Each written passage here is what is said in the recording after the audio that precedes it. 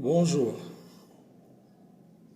La séance d'aujourd'hui, ça sera sur les groupes verbaux. C'est-à-dire en français, les verbes sont classés en trois groupes, en trois catégories, en trois classes. Chaque groupe se caractérise par des critères du verbe qui se distinguent d'un groupe à un autre. C'est-à-dire, pour classer un verbe dans un groupe, il faut avoir des critères spécifiques pour chaque groupe. Par exemple, si je dois commencer par le premier groupe, je veux dire que un verbe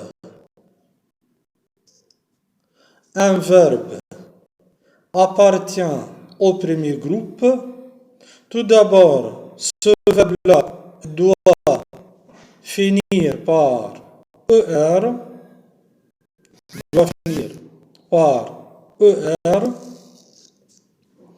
mais aussi, la deuxième condition, la plus pertinente, la plus importante, c'est que la base du verbe ne doit pas changer. La base du verbe ne doit pas changer. Qu'est-ce que c'est la base du verbe? C'est la partie du verbe qui ne change pas avec les différentes ou bien avec les différents pronoms personnels. Par exemple, je dois utiliser avec, par exemple, je veux dire le verbe travailler. Je dois dire, par exemple, je travaille. Je travaille. Tu travailles. ES. Il ou elle travaille. Nous travaillons.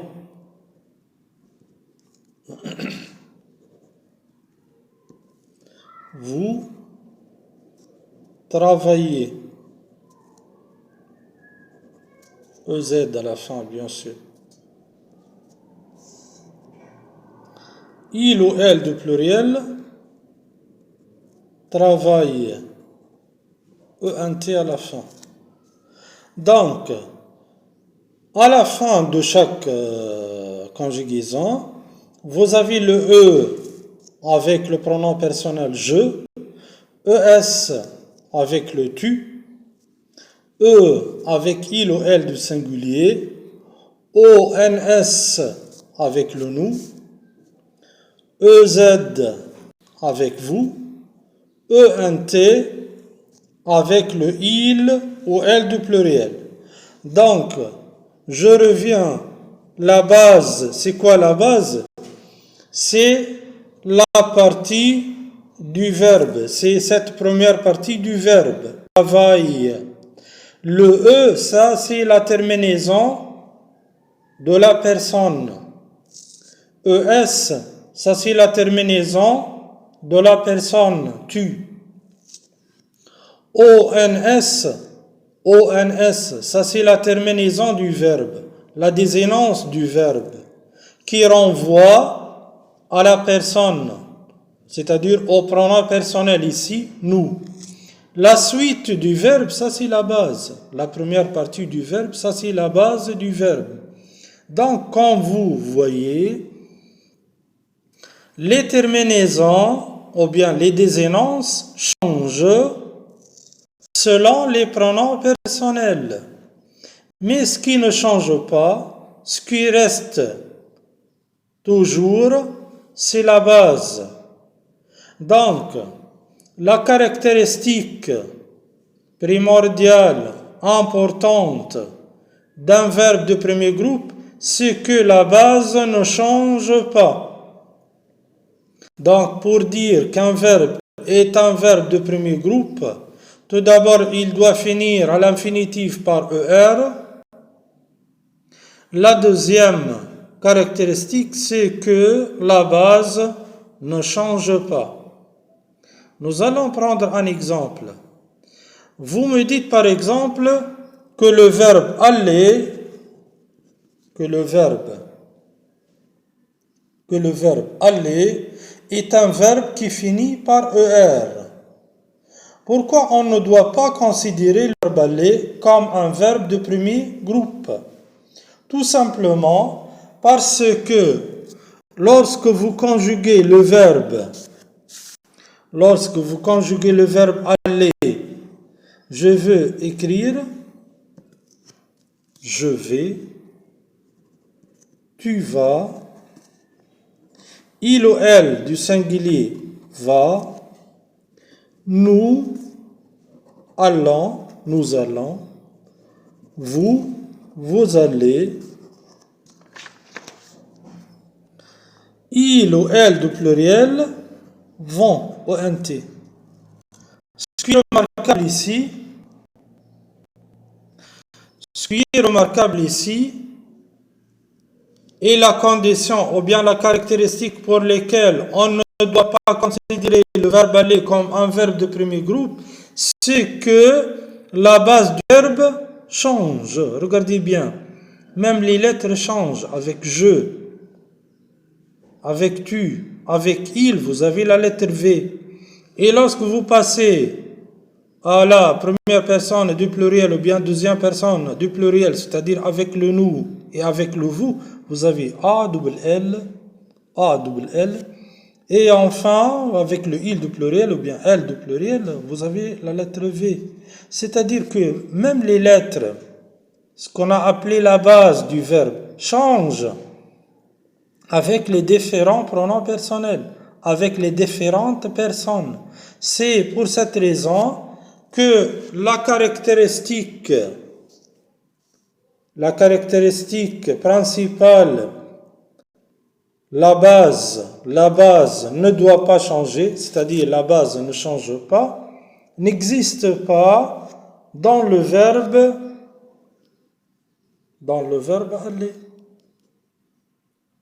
Vous voyez? C'est pour cette raison que j'ai classé le verbe aller comme un verbe de troisième groupe. Voilà. Donc, je passe maintenant à la deuxième classe, le deuxième groupe. Je peux dire qu'un verbe est un verbe du deuxième groupe, c'est-à-dire ce verbe appartient au deuxième groupe. Lorsque, tout d'abord, ce verbe finit par IR. Lorsque le verbe finit par IR. Ça, c'est la première caractéristique. La deuxième caractéristique, la plus importante, bien sûr, c'est que lorsque je conjugue le verbe au présent de l'indicatif, je trouve à la fin de ce verbe I sont.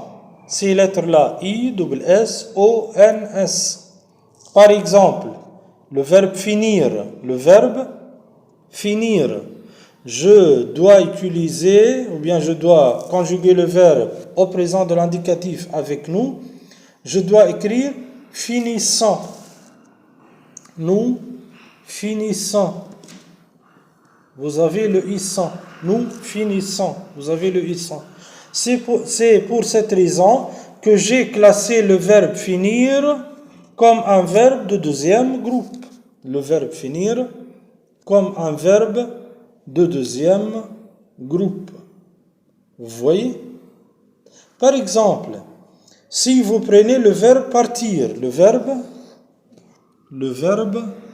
partir. Le verbe partir, c'est vrai que c'est un verbe qui finit par IR, mais lorsque vous conjuguez le verbe avec nous au présent de l'indicatif, vous dites nous partons. Nous partons. C'est-à-dire que le verbe à l'infinitif finit par IR, mais lorsque vous le conjuguez avec nous au présent de l'indicatif, vous ne trouvez pas le ils sont. Ils sont. Et on a dit que cette condition, cette caractéristique est la plus importante pour dire que ce verbe-là est un verbe de deuxième groupe. Donc la première condition, la première caractéristique pour dire que c'est un verbe de deuxième groupe, c'est le IR, c'est-à-dire le verbe doit finir par IR. La deuxième condition, c'est que le verbe doit finir avec nous au présent de l'indicatif par ils sont. Par exemple, finir, finissons.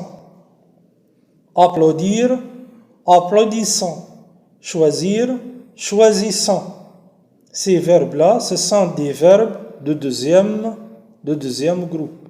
Par contre, lorsque vous trouvez un verbe qui finit par IR, mais lorsque vous le conjuguez avec nous au présent de l'indicatif, vous ne trouvez pas le ils sont. Par exemple, partir, partons. Sortir, vous dites sortons. Donc, ce verbe-là, ce n'est pas un verbe de deuxième groupe. Voilà. Je passe maintenant à la troisième classe. Troisième groupe. Donc, on peut dire que ce verbe, ou bien un verbe appartient au troisième groupe. Quelle est la caractéristique? Tout simplement, vous devez dire que vous avez la caractéristique ou bien les caractéristiques d'un verbe de premier groupe et vous avez retenu la caractéristique d'un verbe de deuxième groupe. Donc, si le verbe n'est ni au premier groupe ni au deuxième groupe, vous le classez automatiquement à la troisième classe, au troisième groupe. C'est-à-dire que si vous ne trouvez pas les caractéristiques d'un verbe de premier groupe, le verbe de deuxième groupe, donc ce verbe-là n'est qu'un verbe de troisième groupe, tout simplement.